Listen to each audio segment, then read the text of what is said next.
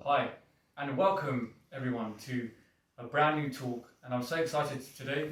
I'm Dr. Shampal, and I'm bringing you exciting news because my focus is prevention is the cure. So thank you everyone for joining in. And I'm very excited today. Every week I do talks about well-being, and today's talk is why the gym is wrong and why we should focus on yoga and breath work. So I'm so excited to have our special guest here, Anthony Scott. He is a yoga therapist, and those of you who don't know me, my name is Dr. Shampal. I am a medical doctor. I've been a doctor for around 11 years, and I really focus on prevention is the cure. So my focus, obviously being a doctor for 11 years, I've worked in refugee camps, and whilst working in refugee camps, I really found the awesome power of small changes making a huge effect. Whilst in refugee camps, we didn't have much with us. We didn't have expensive equipment or scans or blood tests. All we had was our hands and what was around us. So with the power of lifestyle changes and looking back at basics, I really became fascinated by how we can use lifestyle changes to make a difference. And my main passion is root cause medicine. So rather than popping pills, taking drugs, I really focus on what's the main cause driving things and how can you focus on the mind, the body, and the heart connection, making healthier changes and making yourself feel happier. So if you like what you see, please like, subscribe on Facebook, Instagram, YouTube. This is going live at the moment, so we're very fortunate. And obviously this advice is general in nature. If you have any medical advice, you've got to seek advice from a medical practitioner. So every week I cover topics from different things. So it's every Thursday night at 7 p.m. So thank you for joining. You may be from the UK, you may be from India, you may be from Australia, New Zealand, America, around the world. So thank you for joining everyone. And today we're going to introduce Anthony Scott. He's been a yoga therapist for 35 years. 20 years, sorry. And he's an incredible person. I've actually been fortunate to do sessions with him. How it worked was apparently he had back pain, around 38, was it? I was 30. 30 years old. 30 years old. He had back pain. He was a tiler, and he kind of tried medical stuff. It didn't really work, and then he got into yoga, and he's completely transformed his life. He's worked with thousands and thousands of people, and he's never sit still in one country. He's always traveling around the world doing stuff, and very fortunate to have him here. He's taught many people privately, clients he calls them. I call them patients. He's even taught Shakira that hips don't lie, girl. You can tell us a story later. So thank you so much, Anthony, for joining us. I'm really honoured for you to come in today. How are you feeling? Thank you, and it's an honour to be associated with you too. It's wonderful to have someone from the medical profession take an interest in this, because it is a very important path that I think the medical, the whole wellness world should be setting up and having a good look at. When we have a look at the traditional way of teaching yoga and where it came from, it was a private, personal, one-on-one situation. Yoga's got a little bit out of hand now, but it's a wonderful thing, and it's good that it's such a free thing, and we can go any direction we like. And the path I chose was to work in the therapeutic area. I'm also an Ashtanga yoga practitioner and teacher, which I have been for also many years. And I have got nothing against yoga classes as such, but I'm mainly interested in developing people and helping them overcome any issues they have to allow them to attend classes. And I think it's important too for people like yourself, Rishi, to understand that there is a way to help people come into yoga practice safely. And my whole method is to develop private, personalised yoga practice for each individual, depending on what their issues are. Sometimes we'll address them and help overcome them, and sometimes we'll just completely avoid them and develop the practice around the problem. But whatever happens, it's got to be a long-term program. This is not a short fix. We're looking at developing practices for people for their life. Great. So how did you first get into yoga? So what was it that kind of was the tipping point where you were like, okay, I've tried medicine, I've tried drugs, I've tried physio. what was that tipping point for you, and how did you get involved in yoga? What happened? I had a very bad back, and I had MRIs, scans, X-rays, and everything, and nothing really showed up on it. I went to physiotherapists, and they couldn't help me. They were happy to take my money, but nothing was happening there. The chiropractors was worse, and also doctors. It was a little hard because of the it is a major problem. Back pain is you must get quite a lot of people coming in with back pain.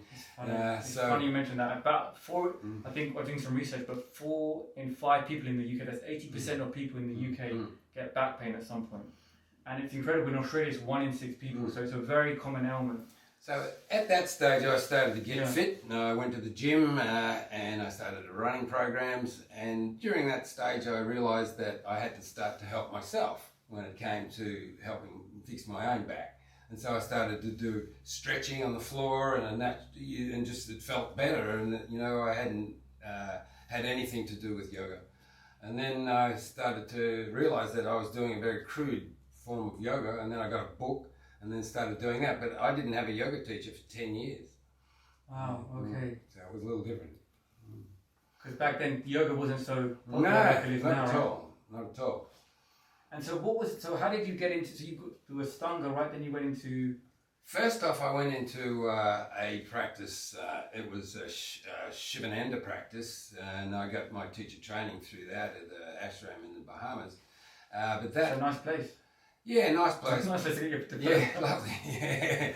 Yeah, but their Hatha yoga system is it's not really very adequate. They're more of a spiritual, devotional system of yoga. So I was lucky enough to discover Ashtanga yoga when I was in Chiang Mai in Thailand for the first time, and I thought I was okay until I saw somebody just lift up and then jump straight through and then come back down again. And I thought, what the hell was that? So I was like, whoa, is that yoga? And then from that moment on, I was just fascinated. And I went back to the States where I was living and scouted around for a teacher. And I was lucky enough to find a teacher where I could sort of practice and then develop the practice. And then developed my own practice, and then I just disappeared into the mountains or into the jungle in Jamaica and just practiced and came out a yoga teacher. So. Wow, great. Mm-hmm. And so you're a yoga therapist, right? Yes.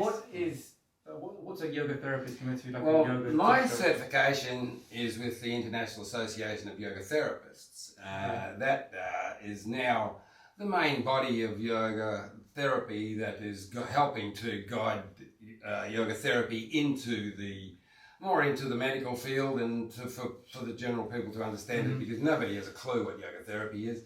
And you can have 10 different yoga therapists that'll call them yoga therapists, but they'll all be doing a completely different thing. So it's very unregulated. It's something that it needs to be consolidated into something that is recognizable. Where at the moment, some people will go into meditation, some will take people right into very hardcore. So we have to find out, what is required for each individual. So the yoga therapist is then working very closely with the student or the client and helping them to help themselves. And that's really what it's all about. We develop practices and they start the practice. So we have to have something that we're going to be able to do regularly, something that's going to last for the rest of their life, and they can do at least 5 times a week.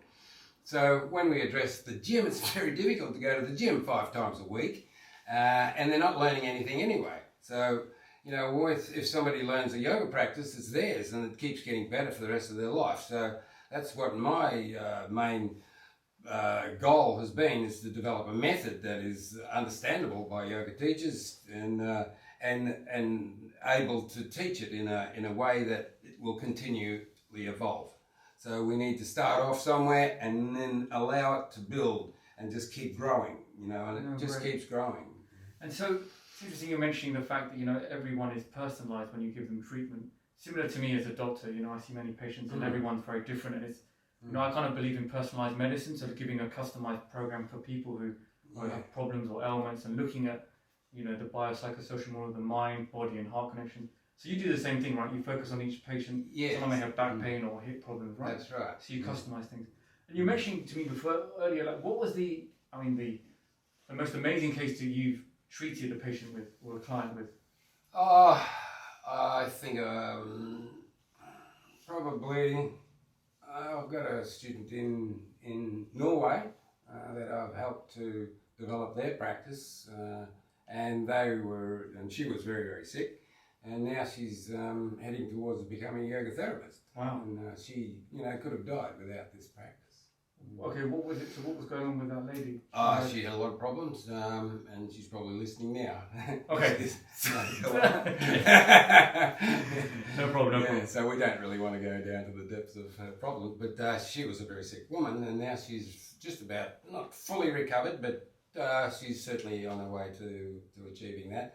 But when she recovers, she's going to recover as a very strong woman. Okay, great.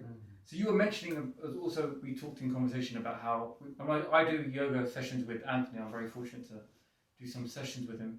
And you were speaking about how breath is everything, right? Yes. So even when you're doing the yoga practice, it's all about the breath, not about the postures. No, initially it's the breath. So can you explain a bit more about what you mean, the breath is everything? The breath is the bridge between the mind and the body. So we must listen to our breathing if you want to listen to our body. So the yoga is a breath-based practice, and if we're not concentrating and focusing on improving our breathing, we're not doing yoga. So a lot of people think they're doing yoga by doing all this stretching, but it's not yoga, it's stretching. We don't stretch, we release. So we're looking at the effect on the nervous system, the autonomic nervous system. We're looking at working much more into the parasympathetic zone, helping people to release and open up and letting go instead of tightening up, which is what's happening mostly in a gymnasium situation. But in this practice, we can also get very strong and very fit. This is not just a soft practice. It can be as hardcore as you could ever imagine, if I can ask you about that. So it's very hardcore. Yeah. We can just start to come into it, but it's really all about alignment. What we're looking at is the joints, not just having flexible muscles, because it's the muscles that are holding back the joints. So it's really what we're after is freeing up all the movements of every joint in the body and getting them back to full range of movement. Then the body can work holistically. We're working everything, and we balance out our strength with our alignment, and that's we start to flow. So what this practice is all about is a Vinyasa. This is based on Vinyasa yoga, which is all about movement.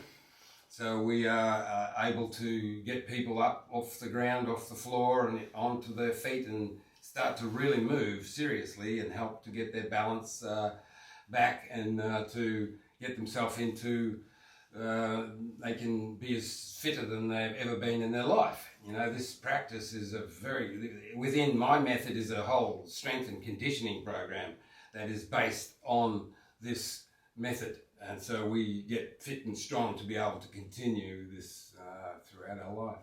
So you were just talking about, people often think yoga means flexibility, right? So you can bend backwards and do all those things. Yeah. But you were saying that when you do yoga, it's about not stretching, but releasing. Yes. Can you explain that a bit more? Because a lot of people think that, you need to stretch more and get into the posture more. Well, what's happening is as soon as we feel any pain or discomfort, our nervous system will go into a survival mode, and it'll tense everything up. So the more pain we create is the more tense we're going to get. So muscles that are tense are not going to release. They're not going to stretch. You're going to be pulled. So what we have to understand is that we need to let go, release these muscles, allow the joint some freedom, and then build some strength around an aligned body, not building strength around a body that is not aligned. So people going to the gym, building themselves up, looking real good in the mirror, but you put them on the yoga mat and they fall apart. And I've proven that many times. It's interesting because Anthony, actually, people don't know, he actually was living in Norway for a few years, and you were training the gym instructors, right? Could you explain that? Yeah, I started teaching in a big gym called Elixir in Oslo, and there they were trying to bring yoga in, but they didn't know what they were doing, and it was all very new to the gyms, and they're trying to get the spinning instructors to teach yoga and everything, so it was all a bit of a mess. But what they didn't understand was yoga and fitness can be very much brought together. So people's idea of yoga being a very meditative practice is okay, but it can also be the hardest workout that you'll ever do in your life. I had the lucky experience and the fortune to be able to work in these gyms, and then the personal trainers, there was 30 personal trainers in this gym, they'd come into my class and fall apart. They couldn't do it. Wow, so you mean a personal trainer couldn't do the They couldn't do it, no. You put them even in down dog and they can't even move because their shoulders are too tight. There's no alignment. They're all locked up. So the more muscle they create, the less movement they get. And so their stamina and endurance is just not there. You put them in down dog and they're exhausted. So they can ride a bike around the mountains for 5 hours, but you put them on the yoga mat, in 2 minutes they're completely exhausted. So even if you're aesthetically looking good, you may not be. Absolutely. That's for sure. So it's the more bulk we get, the less movement we're going to have. So is that a bad thing? Well, yes, it is, because what's going to happen is the joints eventually will get arthritic because they're not moving. We're not moving to the full range of movement. They're not getting lubricated. They're not getting heat. They're not healing. They're closing down. So that's what happens to us when we get old. We're all on a downward spiral. What we want to do is slow that down, turn it around, and live a happy, healthy life.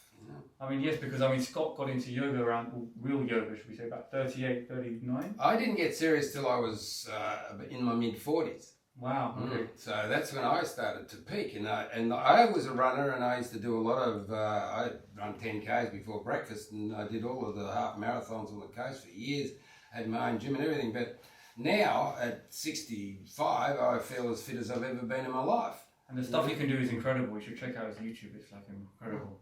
You can. I'm not going to ask you to demonstrate, but you're extremely flexible. And what Anthony shows is he looks so much younger than his age, despite the beard. If he shaved it off, he looked younger. But this is just he'd actually got a lot younger. I'm pretending to be old. The older he's trying to make me look good, because then he looks older, so I look relatively young. But the older I get, the better it is. People go, "Oh, are you that old?" So I tell them I'm 75 now. Do you? No. But that's really interesting. So the thing with when I go, so say for example I want to go to the gym, right? So most guys or girls just go to the gym, just start pumping weights, just follow everyone, right? They start, but there's nobody, even if they have an instructor, a gym instructor. They're cool, they're good, but they're not really qualified gym instructors. They just sort of do stuff, right? It's a mindless practice. Why is it mindless? Well, for a start, they're not listening to their breath. They're probably listening to Lady Gaga, and they're no attention. They're looking at the TV and the clock. How long is this going to go for? They're not in their body. Their mind is somewhere else. So we need to understand that we draw our attention to our inner self through the breath. Then we start to listen to our body, and then we can start to become our own therapist. And that's what this method will do. It'll help people to understand how they can continue a practice without relying on any teacher or any therapist. Once they're right, they're good as gold. I've been working here for nearly 12 months, and all my clients are ready to do their own. They don't want me to leave, but I want to leave because they have to feel what it's like to be and have their own practice and continue. You shouldn't leave, actually, because I really want to stay. But I'm only going to Bali, so you can. Yeah, it's not Australia. It's not in New South Wales. Yeah. The things that with the gym, obviously it causes contractions with the muscles, right? Yeah. The breath work's not going on. So what other problems are there with the gym? Well, it's just I think the whole mindset is not right for a start. Okay, you've got to beat your personal best. How long are you going to keep beating your personal best for? And what happens when you don't? Do you get all depressed and think, oh, I can't do this anymore? This doesn't happen in yoga. We're not competing against ourselves. We're not competing against anybody. We're just allowing ourselves to progress through the practice. And it's through regularity. This is the key. We need to be doing something holistic, regular.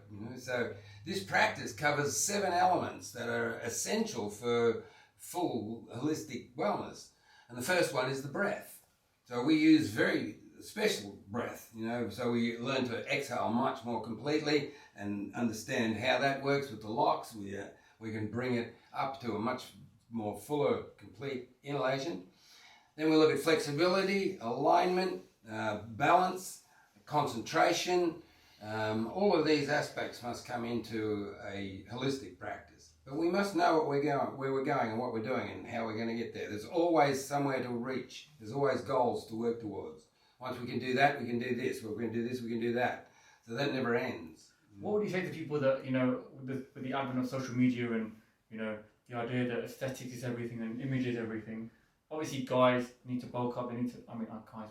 I think the pressure is for guys to look bigger, to look aesthetically pleasing, to have a six-pack that look, super toned, and also drink beer at the same time. What would you say to people who have that sort of pressure, that want to go to the gym, that have to go to the gym, and kind of, rather than going to the gym to focus on yoga and breathwork, how would you talk to them and approach them? Well, they have to find their own yoga practice, for a start. They want to get bigger. Well, that's not going to serve any great purpose unless they're going to play rugby league or something, And we only need to be as strong as we need to be. Okay? So if you think about that, we don't need to be any stronger than if we can do 20 push-ups, good. You can do chaturanga, you can do the sun salutation much better, and that comes into the practice. So we utilize our strength. We get very strong in the core, which lightens the entire body. So we are eventually flowing through the practice effortlessly. And then that's when it becomes very graceful and very more ease. We're looking for ease and not heading towards getting, even though the practice develops more advanced postures and movements, we are happy where we are and we can continue working towards something, wherever we're at. We can do the first sun salutation and then we're ready to do the second. Do the second, we're ready to do this, we're ready to do that. So, we just need to do what we're designed to do. What are we designed to do? We're designed to have full range of movement, and that's why people are getting bad backs, because they lost their movement in the sacroiliac joint. That's gone. That'll then seize up the whole lower back. The hamstrings will shorten, the chest will go, the diaphragm will sink in, and the breath gets shorter and shorter and shorter. So what we do with the yoga practice in this particular method, my method is called Tristhana, it helps people to open up completely, open the chest, and let the breath in, and it's a very liberating experience. So what I suggest is for people like that are wanted to get bulked up, I'll say, okay, you want to get fit, yeah, I want to get fit and strong, good. Well, they're doing all their work and pumping all on. I say, okay, jump on the mat and let's see how you are. And then they will feel their complete body just as if it's just the whole body is locked up. They'll come into down dog, they can't straighten their arms, they can't straighten their back, they can't straighten their shoulders, they can't straighten their hips are gone, and they're exhausted like that. They can, when there's no range of movement, the body just completely is zapped. It just saps the energy directly straight out of you, and you're on the floor, not even moving, so, there's always areas, especially for elite athletes, to find a practice like this that will give them the edge, because if they can do this practice, they will definitely be a better athlete, there's no doubt about it. So this practice works on both ends. It works on people that are rehabilitating from major injuries, that can't even walk, to elite athletes that are looking at improving their personal best. So it's interesting because we talk about how environment really affects your well-being. So I'm seeing a lot of patients these days who come in with COVID-related anxiety because they're working and also sleeping in the same environment that they're in, right? So that environment, they're constantly switched on at work. Yes. So the thing with the gym is, which I've noticed, is obviously you're in an air-conditioned unit. You've got all these people sweating. It's worse. It's all these bugs going around. Whereas nature, being in the open air, doing yoga at home, or doing really is actually quite therapeutic. Just being in that place, right? The environment changes your whole well-being. Absolutely. And the general purpose is for people to go to the gym is to get fit and strong. Yeah. Okay, but it's a stressful thing. The gym is stressful. Everything about it is stressful. everything you do is stressful. You know, you're working, your nervous system's going crazy, you know. Yeah. We're not understanding that we can actually do this practice and become very strong, very fit, be able to jump into handstands and do everything, you know, and you tell this guy, okay, do a handstand. Go put him up against the wall to do a handstand, and I tell you, anyone that's been in the gym too much, they'll be exhausted. They can't do it. They'll hurt themselves. But if someone that's doing a yoga practice, a vinyasa particularly, it has to be really vinyasa to get to a very high fitness level. It's got to be a vinyasa practice. So the vinyasa practice will help people to take them anywhere any place they dreamed of going as far as their physical and mental health goes. It's interesting because studies show that actually if you work all day, right, you're actually activating your sympathetic response, your fight or flight's going on.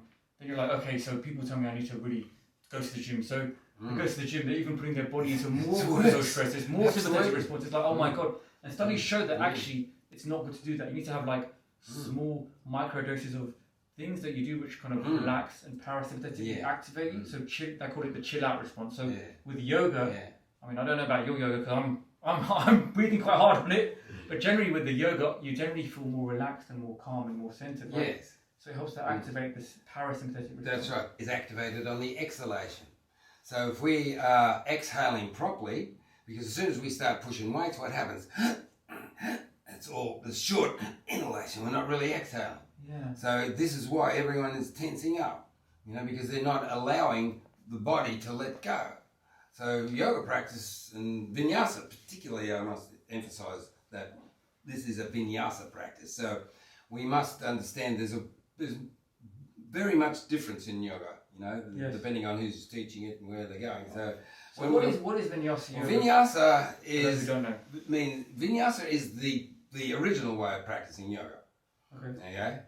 Vamana Rishi said, "Oh yogi, don't practice asana without vinyasa, because vinyasa is what it's about. That's what we're doing the postures for. We're doing the postures to allow us the freedom of movement. And so then we can do these postures, and then the hips will open, this will open, then we can start to put it together in movement. And that's what the vinyasa is. There's effortless movement, you know, and freedom within, you know. And so what is, you know, you talked about different yoga practitioners, and obviously you can go to any doctor or any person you see, and people align with different people. But what is wrong with yoga today? Well, the problem with yoga is, in general, I can only speak personally, but I really don't go and haven't been to a lot of yoga classes. Right. But they call them classes. Okay, now for a start, a class you're supposed to learn something. Okay, and the teacher's supposed to be a teacher, and their intention is to teach you something. So what they should be teaching you is your own practice. If you learn guitar, you're going to go to the guitar teacher. He's going to eventually teach you a song that you can play by yourself. So this is not happening in general yoga, because they're wanting people to come back to the class all the time, back to the class, back to the class, back to the class. They can't think of any other way. But once we get students in the right way, they can do sun salutation, standing, we can put them in a class. Then everybody is working on the same method, and they're all at the same level, and they're all happy, you know, and everyone knows what they're doing, and the teacher knows the student, you know, so they're not learning. And you know, there's a difference between a yoga teacher and a yoga instructor. Okay, when you go to aerobic classes, it's an instructor. They're not trying to teach you anything, you know, and that's not the intention. But I think it's very, very important that people should start to understand they can do this by themselves, and it's free. They don't have to go anywhere, because you should be able to do this 5 times a week. You know, a lot is more valuable than a little. You know, so people go to the gym once a week. Then they're going to take 3 days to recover. They'll go again. It's going to be sore as hell. They can't walk for 2 days. And then they do it again. Like, it's not going anywhere. And then they're looking in the mirror and saying, oh, is this muscle growing? You know, that's not how you judge your fitness. You know, so, you know, it's so the yoga therapist's role is to help people to develop their own practice so they can go to classes and then be free of that, because it's expensive to have private yoga all the time. You know, so, you know, I won't teach anyone that won't practice themselves. You know, so the whole idea is the development of self-practice.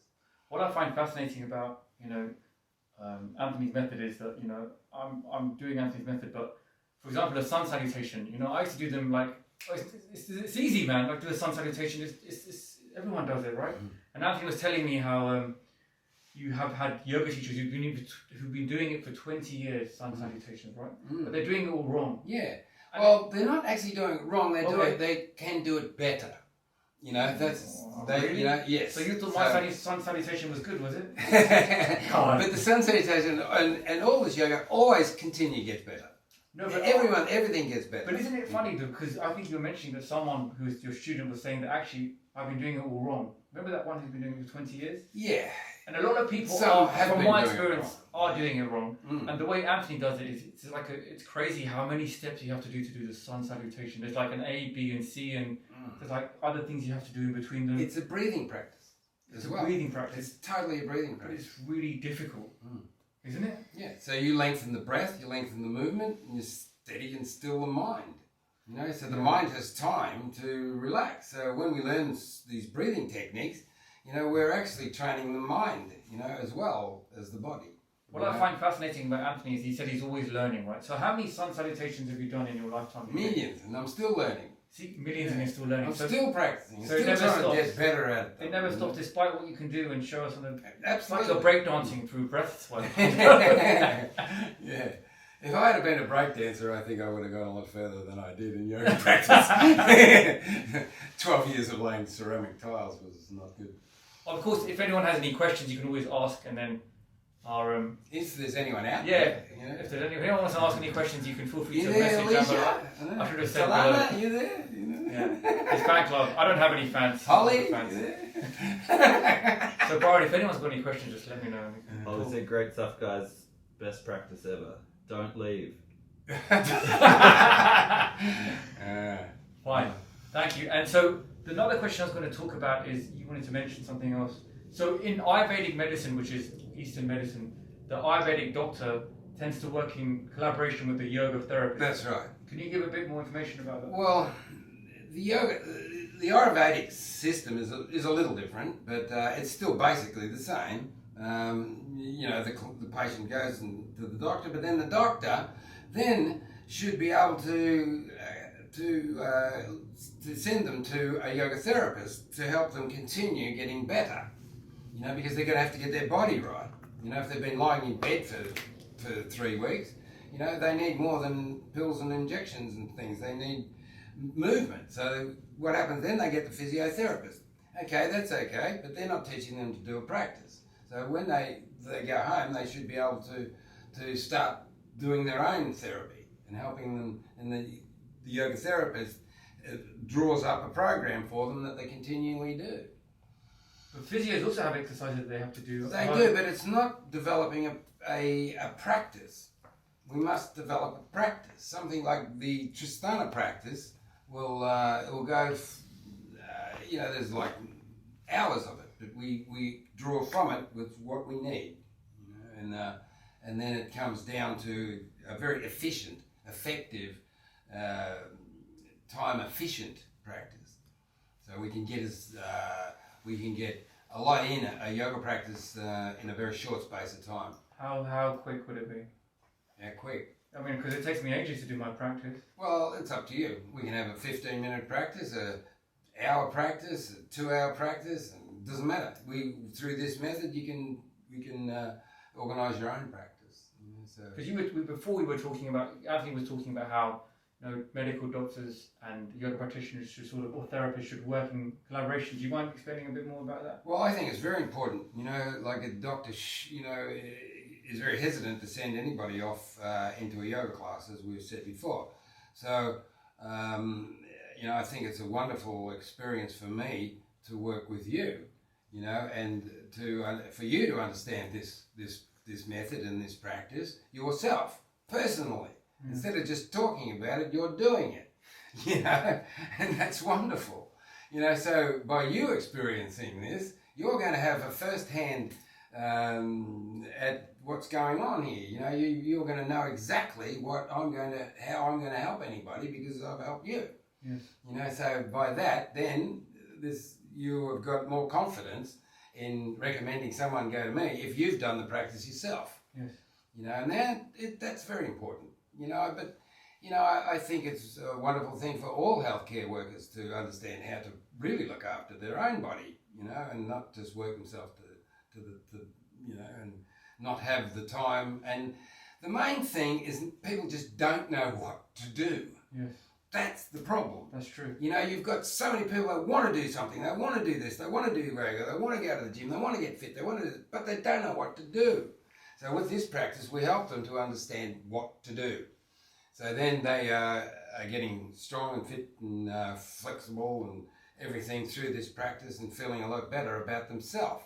So once people can take on their own practice, then they can then have hope for their own self.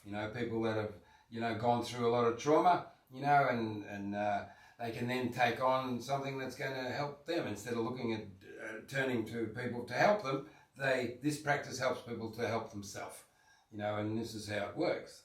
So then the empowerment of that is very, very powerful. So with the, you're talking about how, holistic health and breathing. I was talking, as a doctor, I don't believe in like Western versus Eastern. I sort of believe in everything's complementary, so it works together. And I'm working in Australia at the moment. So in Australia, you can refer to physio, chiro, osteo. There's quite a lot of different, even acupuncture as well. There's quite a lot of different services. There isn't yoga yet, but there is evidence-based medicine showing the benefits of yoga and breathing and meditation. Sure. So it would be good if people can refer and work with you on one-on-one thing. Because the problem is as well, it's like anyone. You can refer to any physio, refer to any doctor, but if the doctor's not qualified or doesn't know what to do properly, same with the yoga practitioner. Yeah. You need to refer to the right yoga. So how do you know who the right teacher would be? Well, that's up to the yoga therapist, to direct them into. Oh no! How would, as a doctor, say I'm a medical doctor, how would I know which yoga therapist or yoga person to refer a patient to? Which yoga therapist? Yes. Well, there aren't too many around at the moment. There are. I don't know. Are there not many yoga therapists around? Do you know any? I know one. That's right. That's No, true. well, yoga therapy is a very. It's probably one of the most youngest emerging careers, and it is an exciting field, a really exciting field. This can be, taken in many directions. And then you were talking about stress and yoga, right? So obviously at the gym you're feeling very stressed out when you're pumping weights. Obviously the environment's not great. How does yoga help reduce the stress in, say when you're doing the exercises and then afterwards? How does that help stress? It's all to do with the breath. Okay. So we have to understand the longer exhalation is what's going to help us to think, feel, and practice safely. So it's really about releasing, and not tensing. So people think yoga's about stretching, and we don't use that word. You don't use the word stretch. No, that's what footballers do, and coaches don't know. Stretching is probably it is a really bad concept. Stretching is old school. We don't think of what we do as stretching. Say if you're like 50 or like you're getting older and you can't, your joints are quite stiff, how would you be able to do yoga? Like people think yoga means, how would you approach that? We just start moving. We start somewhere, and it just keeps growing. We have to, it just does. It'll just get better and better and better. Sure. If you've got a proper structured practice that you do regularly. I mean, how regular is regular? Well, yoga should really be done every day, but you see, with this practice, we can have a really soft practice, we can have a full-on hardcore workout, and we can also have a flowing, cruising, graceful practice, all within the same method. So one day we might just feel like doing a soft practice on the floor, more like a yin style yoga. Then others we might want to do full-on strength work and have a workout as hard as you could ever imagine. Or once we know the movements, the sun salutation, the Tristhana flow, we can then have this flowing practice. Most of this practice is done standing. We do a lot of floor work, but it's really designed for to be up on your feet. You may have wondered why I'm sitting on a cushion. Beanbag. I mean, Anthony doesn't believe in chairs. No, I don't like chairs. What's wrong with chairs, Anthony? Well, for a start, you know, I go into people's place and I said, sit on the floor, and they give me this look like, sit on the floor? You know, I mean, I'm the Indian guy, man. Some of these people haven't sat on the floor for 10 years, and then, you know, they need to learn to sit on the floor. Yeah. Because this is where the hips should be, you know, but they're sitting and they can't sit and they're not comfortable, so we have to help them to overcome those issues and, you know, get off the couch, get on the mat, get on the rug. What if you've got back pain and it's difficult to get onto the floor? Well, you should be doing a practice that's going to help the back pain on the floor. Fine. The other thing, so I don't know if anyone goes to Facebook, there should be quite a few questions on Facebook. So if you have any questions, please let us know. I have a question. Sure, Brian. In what circumstance would you recommend a patient coming to you going to a yoga therapist rather than, say, a physiotherapist? Good question. And how would you? So the question is, what kind of patient would I recommend someone to go to for a yoga therapist as opposed to a physiotherapist? Is that your question? Correct. I think. I'll let Anthony answer that first. Well, for a start, yoga therapy is not claimable at this stage. So the patient ain't going to want to pay, you know, $75 an hour when they can't claim it. So that instantly makes it very difficult. Yeah. So they're used to that. So until that happens, which who knows when, it's going to be difficult. But you know, what was the question? I kind of mean the question of instead of, say, someone has a sore shoulder, the yoga therapy approach, once you kind of have your head around the holistic approach rather than kind of just working on the shoulder. I think ideally the doctor sends them to the physiotherapist, then they send them to the yoga therapist, because then the yoga therapist can see what the physiotherapist did and what program that he's put in place for this person, and then the yoga therapist can make sure that is included in the practice that they're developing for that client, which is all coming through the same method. I mean, I would say that, you know, I would need to know a bit more about yoga therapy and how it can be applied before I would be able to refer a patient. But that's why I always believe in, you know, when I tell a patient to do something, I try and do it myself, you know. Yes. Because I think, you know, you have to practice what you preach. You can't just go, go do a run and you can. But ideally, it's not so impactful if you don't practice what you preach. That's why I think doing yoga, doing meditation would allow me to help empower myself and then help empower patients too. Absolutely. Absolutely. You know, there's no doubt about that. So can you just explain a bit more about your method and what's different about it in terms of, is it just that you told about it before, right? Yeah, the Tristhana method. Tristhana is the harmonisation of movement, breath and focus. So we're looking at the body, the nervous system and the mind. So we must harmonise these three elements, which is the asana practice, the practice of pranayama, and the next limb is pratyahara, which is then beginning to focus inwardly through the mind. So through the breath, we are able to then focus inwardly and understand our body and practice safely and more consciously of where we are instead of just pushing ourselves beyond our limit.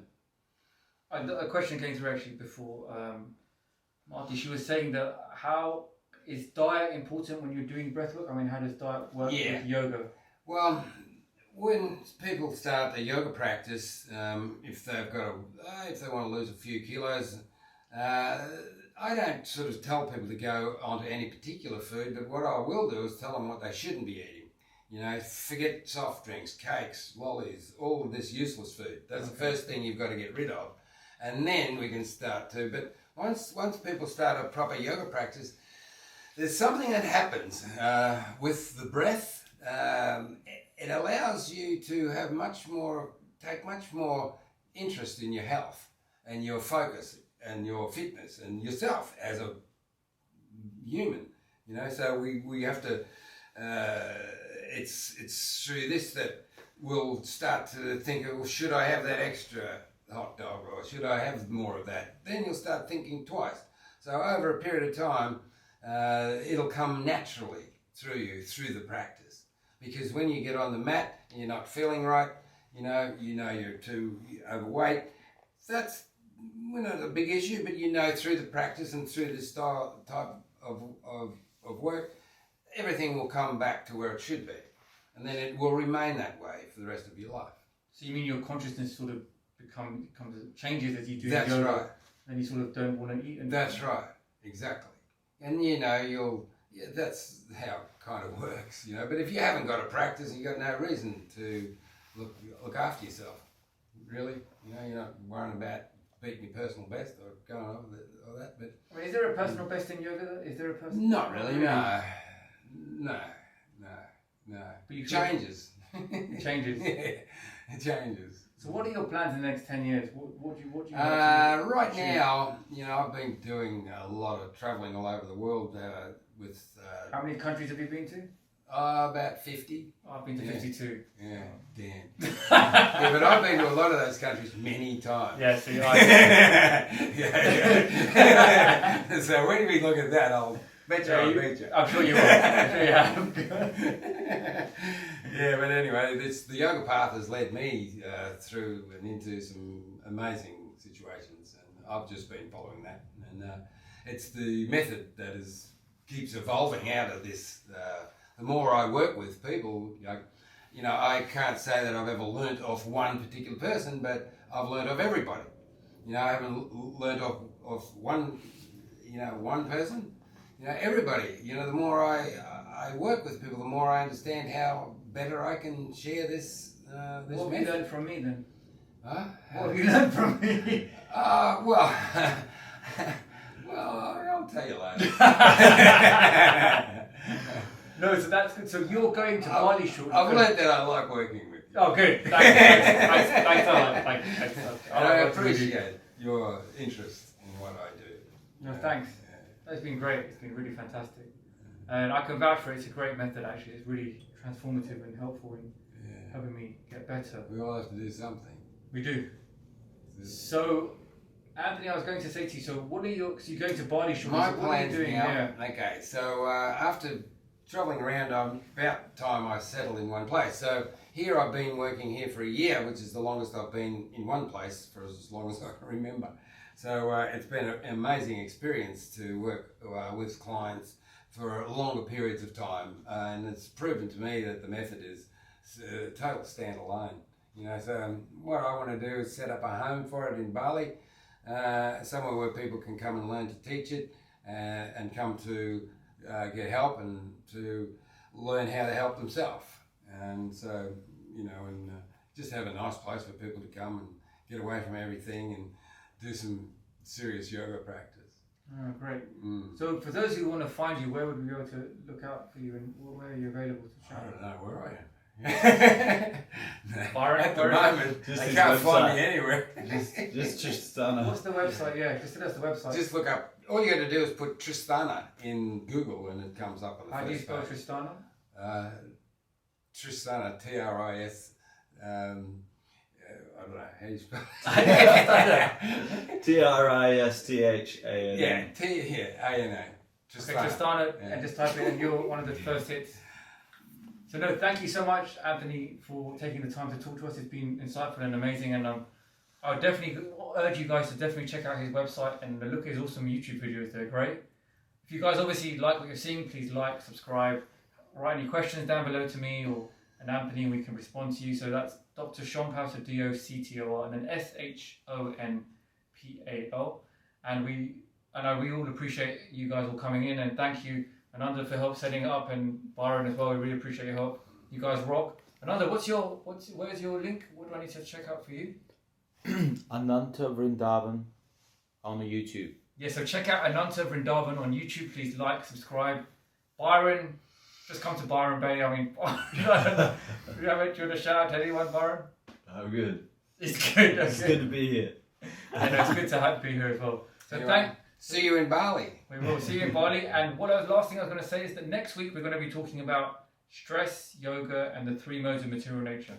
So that's getting control of your passion, trying to reduce your ignorance, and getting up to your mode of goodness. So stay tuned next week, Thursday night at 7 p.m. All right, guys, take care, take it easy. Thanks again. Yeah. Lot of talking. All right. Thank you. Thanks, Anthony. Lot of talking. It's good.